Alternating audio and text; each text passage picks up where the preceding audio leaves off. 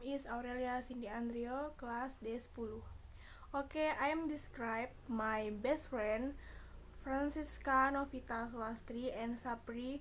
The first I will describe Francisca Novita Sulastri. I have a close friend named Francisca Novita Sulastri. She is really smart. She is also kind and warm. That is why she has a lot of friends, especially because she is very helpful. She is still going, but she is really mature. How to dress is also very unique. She can give you great advice. She has brown skin and slim figure. Also pretty face. She has black eyes. Her hair is black and short. Her hobby is dancing. Her favorite food and drink are meatballs, french fries, and iced tea. When I find some difficulties at any subject, she always help me. Sapri is my best friend. He is tall, skinny, and has tan skin. The style is very cool. He loves sport and that keeps him fit.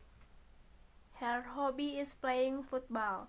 Her favorite food and drink are meatballs and juice.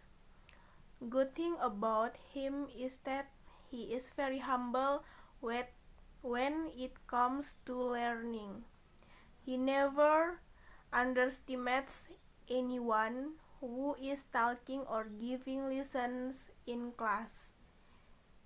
Besides that, he is also nice and friendly person.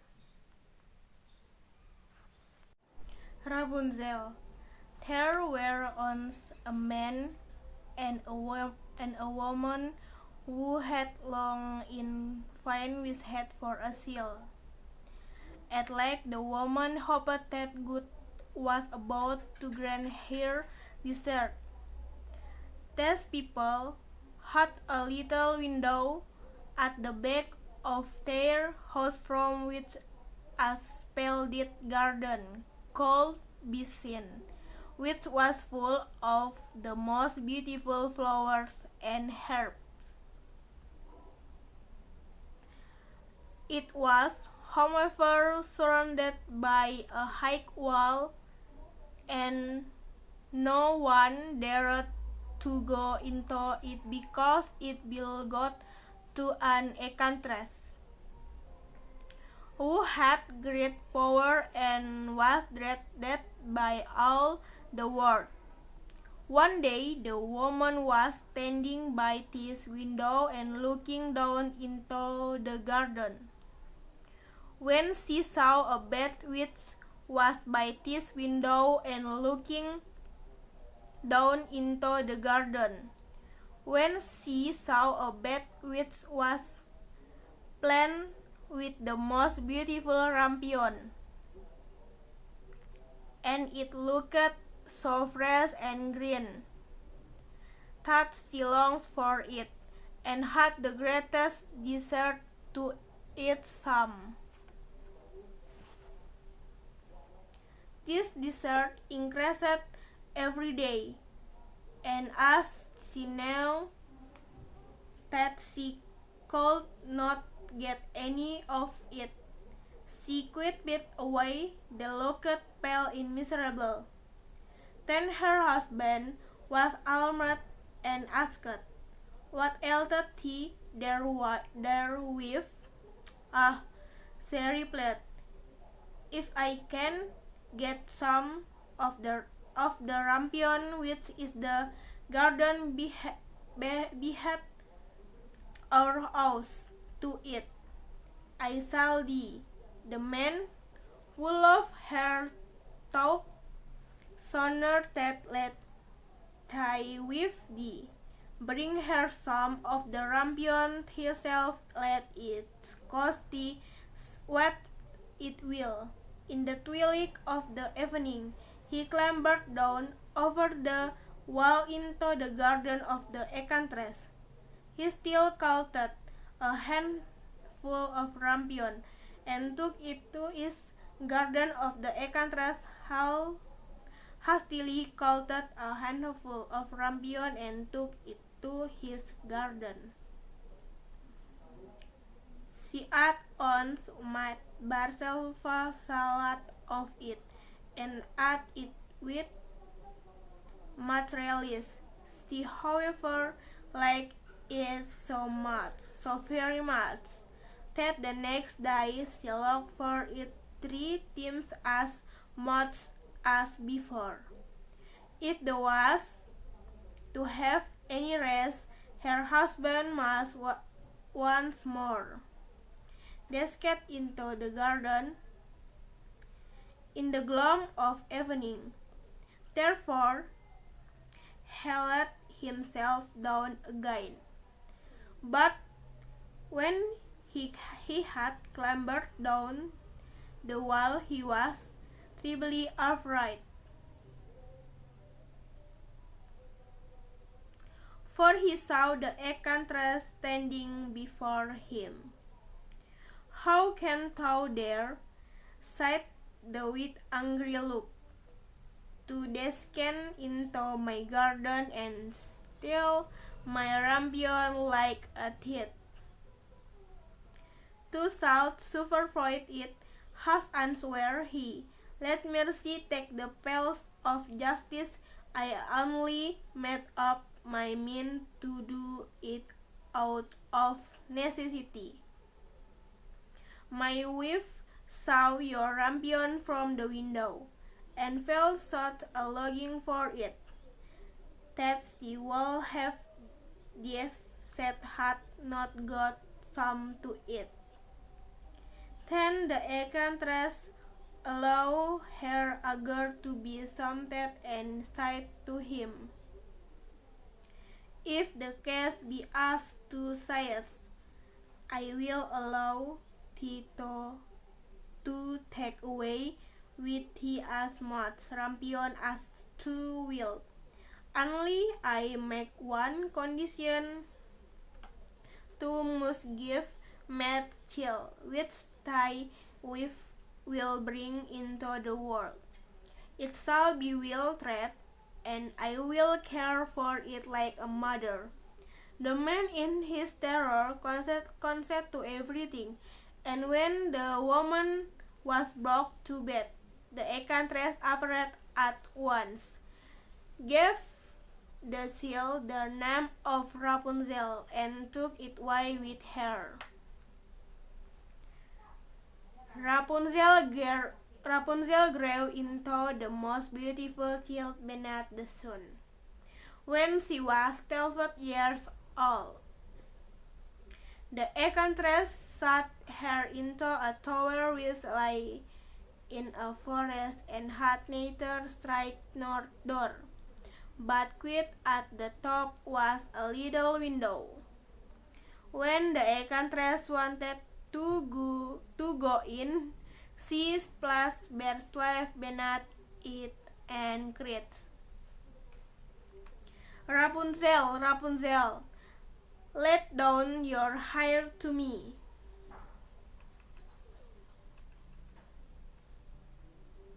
Rapunzel had magnificent long hair, fine as spun gold, and when she heard the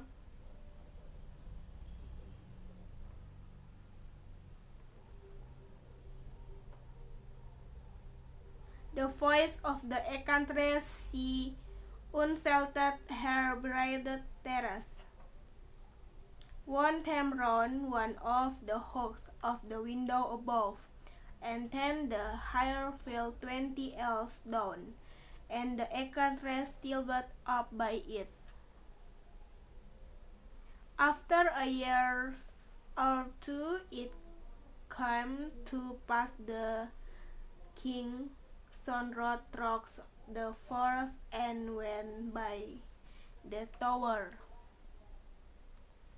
Then he heard a song which was so charming that the stole till and listened. This was Rapunzel, who in her stole passed her time in letting her sweet voice rest. The king's son waited to climb up to her and looked for the door of the tower, but none was to be found. He rode home, but the singing had so deeply touched his heart that every day he went out into the forest and listened to it. Once, when he was standing by a tree, he swatted enchantress came tree, and he heard how sacred. Rapunzel, Rapunzel, let down your hair.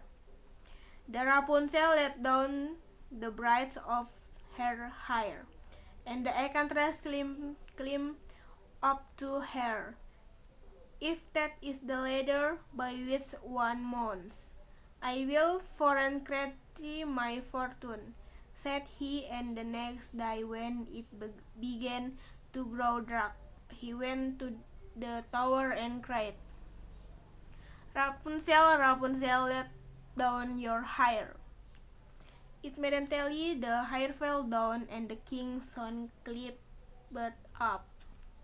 At first Rapunzel was terribly frightened when a man such as her eyes had never yet beheld came to her, but the king's son began to talk to her quite like a friend, and told her that his heart had been so tired that it had let me have no rest, and he had been forced to see her. Then Rapunzel lost her fear, and when he asked if she would take him for the husband, and she swatted, he was young and handsome. She thought, he will love me more than all them godless does. And she said yes, and laid her hand in his. She said, I will willingly go away with thee, but I don't know how to get down. Bring with thee a skin of killer team that touch out, and I will wet a ladder with it. And when that is ready, I will descend, and thou will take me on the horse. They agreed that until that time he should come to her every evening, for the old woman came by day.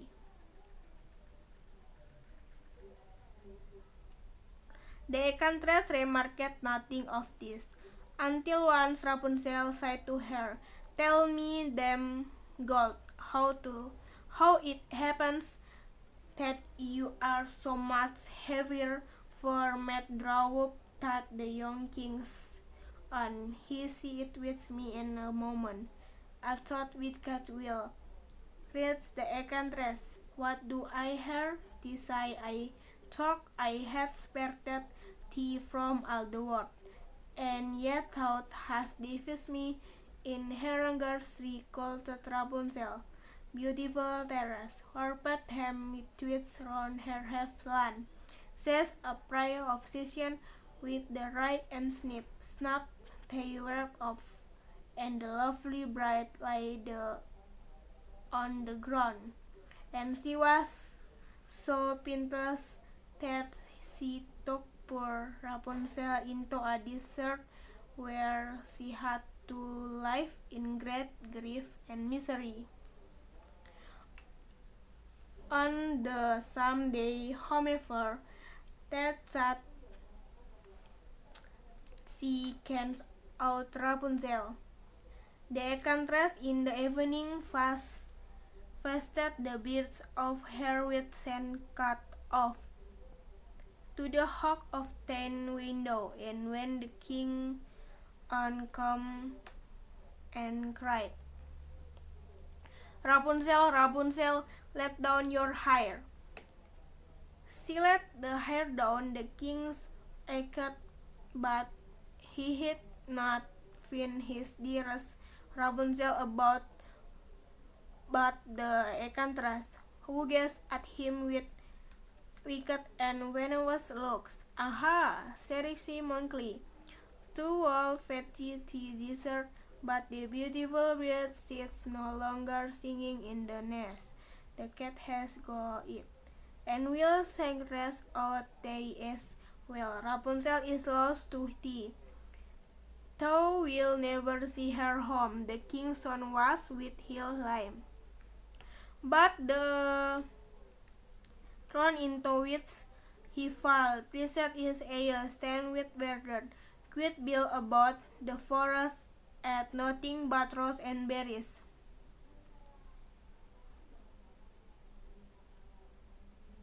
and did nothing but lament and weep over loss of this their wife. Thus he roamed about in misery for some years, and at length come to the desert where Rapunzel, with the twins to which she had given birth, a boy and a girl, lived in wilderness. He heard a voice, and it seemed too familiar to him that the wind taught it. And when he approached Rapunzel, knew him and fell in his neck and wept. Two of her tears wetted his eyes, and they grew clear again.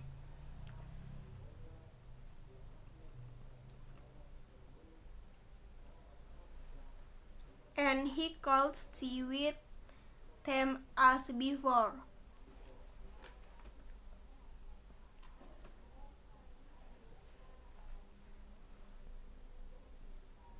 He led her to his kingdom where he was joyful, ravished, and they lived for a long time, always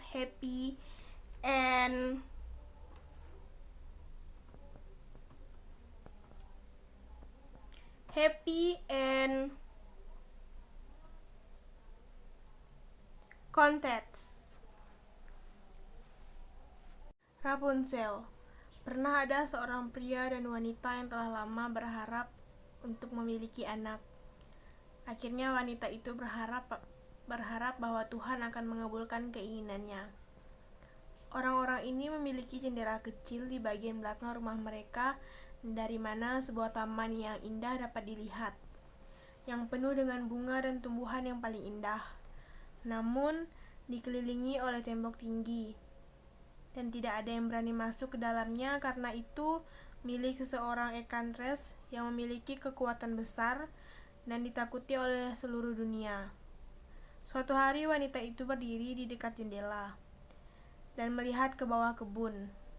Ketika dia melihat tempat tidur yang ditanami dengan Rapunzel yang paling indah, dan itu tampak begitu segar dan hijau sehingga dia merindukannya dan memiliki keinginan terbesar untuk memakannya.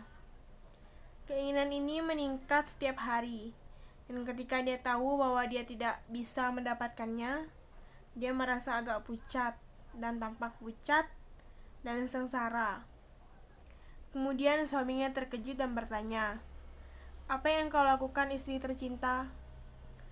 "Ah," jawabnya, "jika aku tidak bisa mendapatkan beberapa rampion yang ada di taman di belakang rumah kita untuk dimakan, aku akan mati." Pria itu yang mencintainya segenggam penuh berpikir, "Lebih cepat daripada membiarkan istrimu mati, bawakan dia sedikit demi sedikit dirimu sendiri. Biarlah harganya apapun yang kamu mau." Di senja hari dia memanjat dinding ke taman sang enchantress, buru-buru mencengkram segenggam penuh rampai dan membawanya ke istrinya. Dia segera membuat salad untuk diri sendiri dan memakannya dengan sangat senang. Dia bagaimanapun sangat menyukainya, sangat banyak, sehingga hari berikutnya dia merindukannya 3 kali lebih banyak dari sebelumnya. Jika dia harus beristirahat, suaminya harus sekali lagi turun ke taman. Oleh karena itu, di malam yang suram, dia mengecewakan dirinya lagi, tetapi ketika dia memanjat tembok, dia sangat takut karena dia melihat Ekantres berdiri di depannya. "Bagaimana kamu berani?" katanya dengan ekspresi marah. "Untuk turun ke kebun saya dan mencuri rampion saya seperti pencuri? Engkau harus menderita karenanya." "Ah," jawabnya, "biarkan belas kasihan menggantikan keadilan. Saya hanya memutuskan untuk melakukan karena kebutuhan.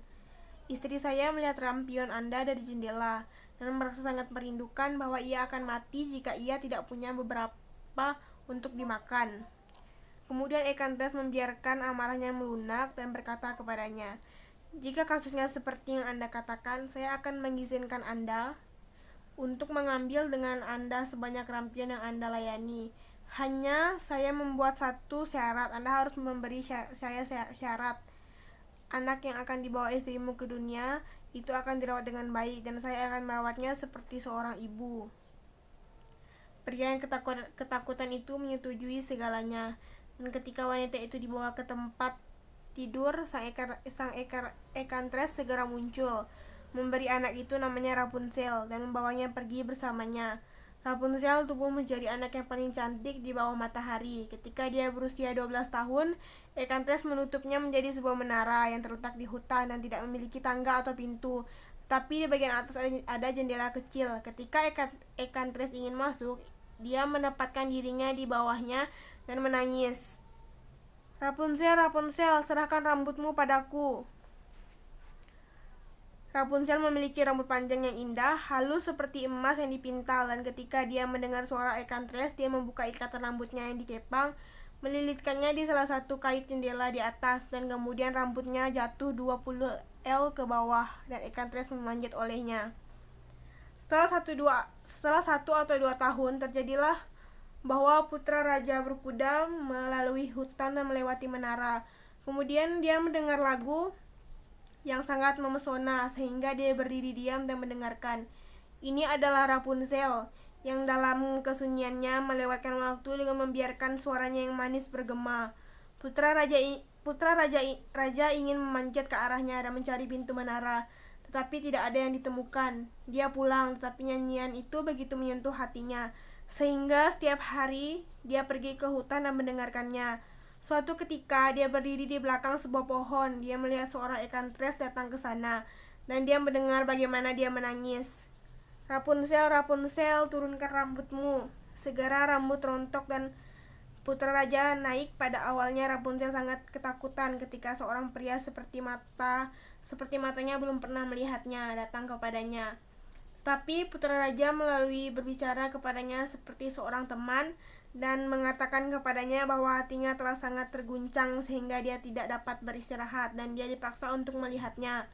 Kemudian Rapunzel kehilangan rasa takutnya, dan ketika dia bertanya apakah dia mau mengambilnya untuk suaminya dan dia melihat bahwa dia masih muda dan tampan, dia berpikir dia akan mencintaiku lebih daripada game Gothel yang dulu.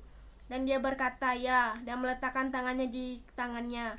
Dia berkata, "Aku rela pergi bersamamu, tetapi aku tidak tahu bagaimana harus turun. Bawakan segulung sutra kepadamu setiap kali engkau datang, dan aku akan menenun tangga dengannya. Dan ketika itu sudah siap, aku akan turun, dan engkau akan membawaku naik kudamu." Mereka sepakat bahwa sampai saat itu ia harus datang kepadanya setiap malam. Karena wanita tua itu datang pada siang hari, sang Ekantres tidak berkomentar mengenai hal ini.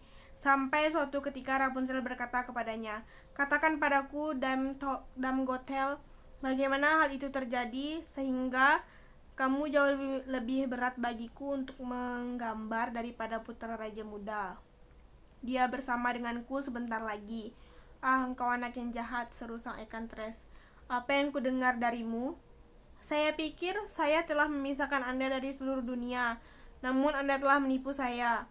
Dalam amarahnya dia memegangi rambut Rapunzel yang indah, membungkusnya 2 kali di tangan kirinya, mengambil gunting dengan tangan kanan dan memotong, membentak terputus dan kepang-kepang indah itu tergeletak di tanah. Dan dia begitu kejam sehingga dia membawa Rapunzel yang malang ke padang pasir, di mana dia harus hidup dalam kesedihan dan penderitaan yang luar biasa. Namun pada hari yang sama ia mengusir Rapunzel, sang ikan tres, di malam hari mengencangkan kepang rambut yang telah ia potong ke kait jendela. Dan ketika putra raja datang dan menangis, "Rapunzel, Rapunzel, turunkan rambutmu." Dia membiarkan rambutnya jatuh. Putra raja naik, tapi ia tidak menemukan Rapunzel tersayang di atas. Tetapi sang ikan tres yang menatapnya dengan tatapan jahat dan berbisa.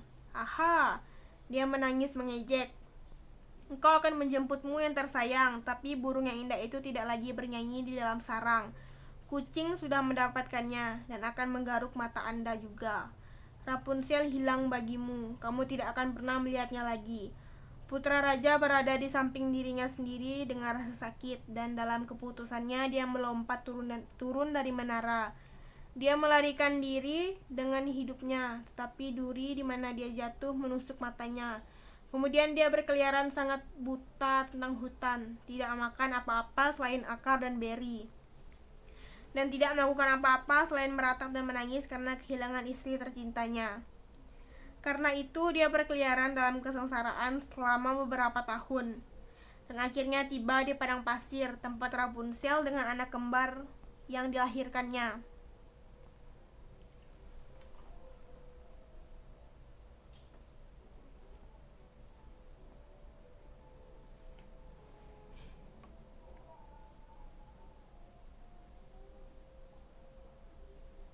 Seorang anak laki-laki dan perempuan hidup dalam kesengsaraan. Dia mendengar suara dan sepertinya begitu akrab baginya sehingga dia pergi ke sana. Dan ketika dia mendekat, Rapunzel mengenalnya dan jatuh di lehernya dan menangis. 2 air matanya membasahi matanya dan mata itu menjadi jernih lagi. Dan dia bisa melihat dengan mereka seperti sebelumnya. Dia membawanya ke kerajaannya, di mana dia diterima dengan penuh sukacita. Dan mereka hidup lama setelah itu, bahagia dan puas.